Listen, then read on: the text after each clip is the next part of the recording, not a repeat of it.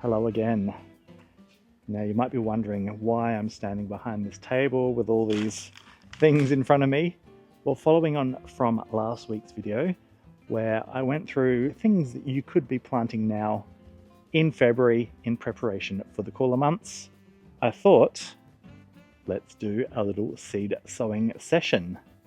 Try to say that fast 3 times. Seed sowing session. I thought I'd show you how I do it, my process, and the equipment I use, and also the soils and things that I use as well to get the best out of my seed sowing. So let's get growing. I guess first up we should go through the equipment that I use. These are the trays that I'm going to put my little punnets, my seed cells in.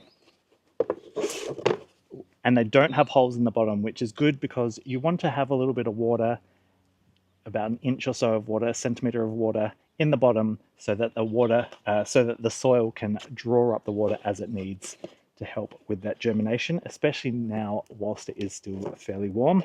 So I've got a couple of those, and here we have my seed sowing cells, my little punnets.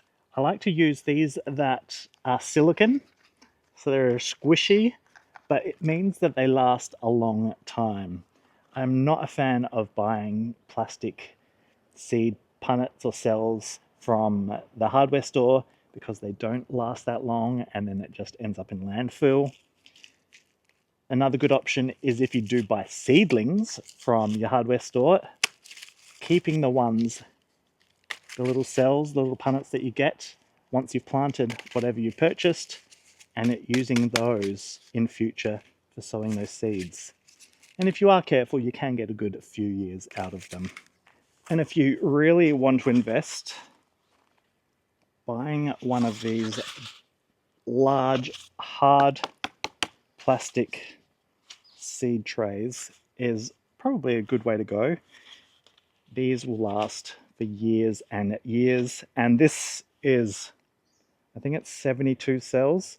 So you could probably sow your whole season's veggies in one big tray there.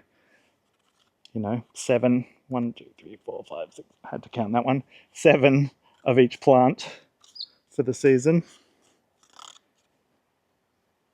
So that is a good alternative if you want to spend a little bit more money.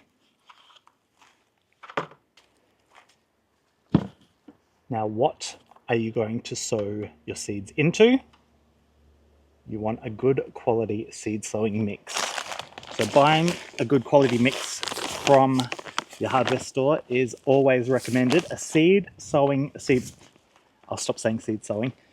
raising mix is recommended because it is a lot finer than just a standard potting mix, which you get bits of bark and things like that in it. You want the mix to be fairly fine so that the seed has good contact with the mix, and then you will have good germination. Alternatively, if you have compost at home, a nice sifted compost makes a great seed raising mix. But you don't want this alone. What I always recommend is adding some coconut coir. So they come in blocks like this. It's a pretty hard block. It's a byproduct of a coconut mix, and you add some water. So I'm going to do that shortly. Chuck it in a bucket or in my tray here, add some water, and it will expand and become light and fluffy and kind of mushy. But this is great because it helps to add moisture or retain moisture in your seed raising mix. And that's what you want. You want the mix to be fairly moist in the cells for quite a long time, so you do get that good germination.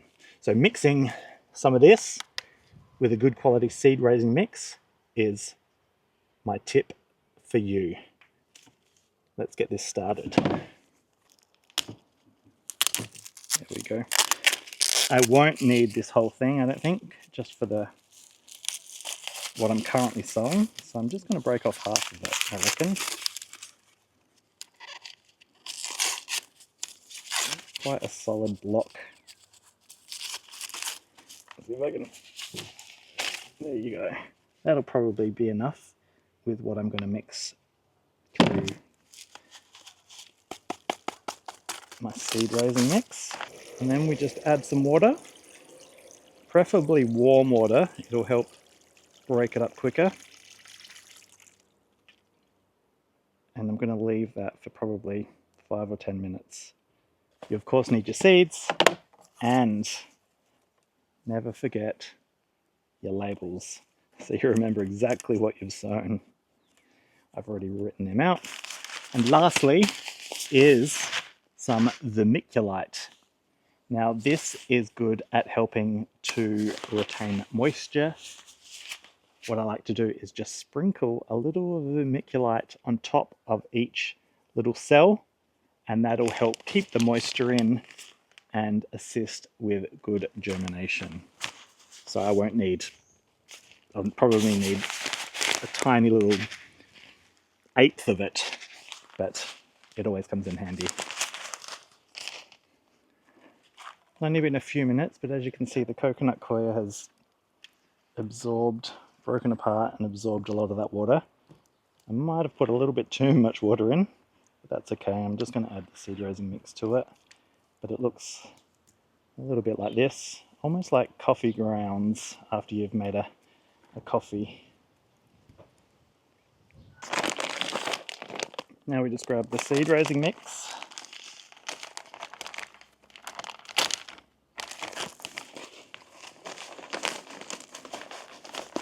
and add that to the coir.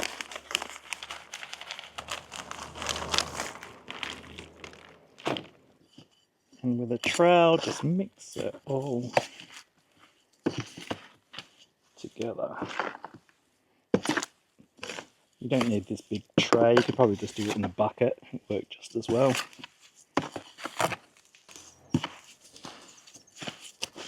And now we have a perfect seed sowing mix, which is going to retain moisture and help those seeds germinate. It's just a matter of filling these up with the mix.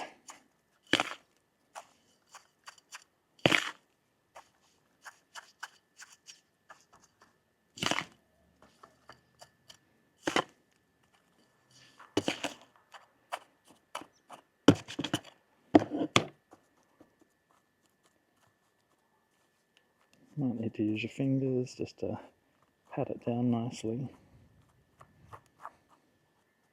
And then add them to your tray. Okay, trays are filled and ready for some seeds. Now, grab your seeds. We'll start with the mini red cabbage.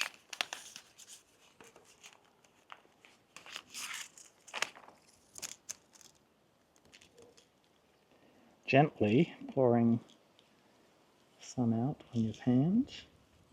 That's plenty. Now you can either, lots of gardeners like to sow 2 seeds per cell, which will increase your chance of germination. And then you can just pinch one out. If they both germinate, pinch out the weaker one, or you could just separate it into another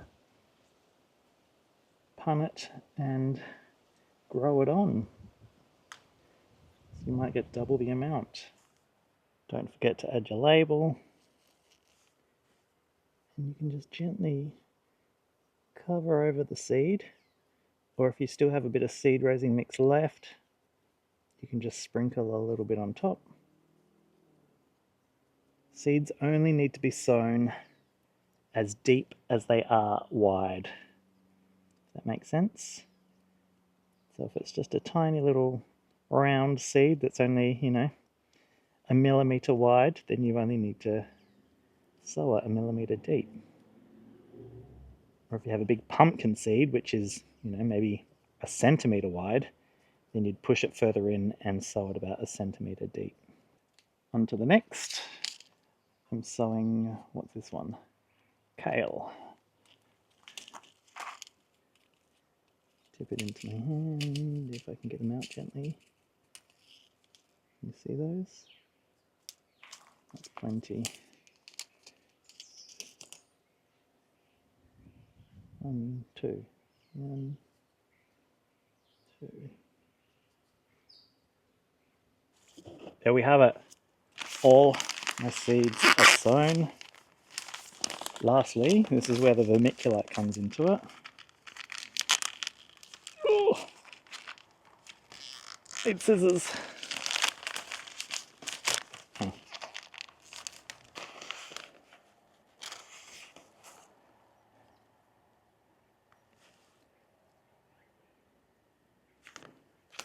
And it's just a matter of doing a little layer of vermiculite on top.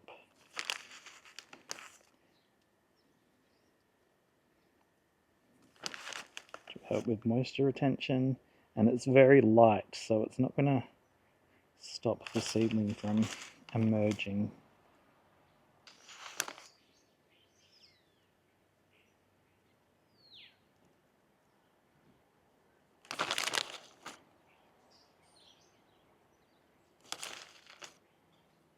And lastly is giving it a gentle water. You want the soil to hopefully not displace the water to not displace the seeds too much. So something that's not going to really smash them as the water comes out. And as I said before, having the tray means you can fill it up and the water, it can be bottom watered basically. The soil will absorb the water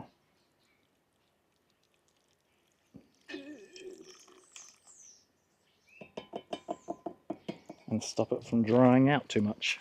Location wise, don't put them in direct sunlight. So somewhere bright, so if you have a back porch or deck or something like that that's covered, that is probably a good spot. So it's still bright and they can get the light, but they're not getting blasted by full sun. And do keep an eye on it because you'll probably need to keep them nice and moist. If that tray dries out, just add some more water. And as it is still quite warm out, fingers crossed, you should see germination within 7 to 10 days, I would say, which is very exciting. Anyway, thank you for taking part in my seed sowing how-to. I hope you found some value in it.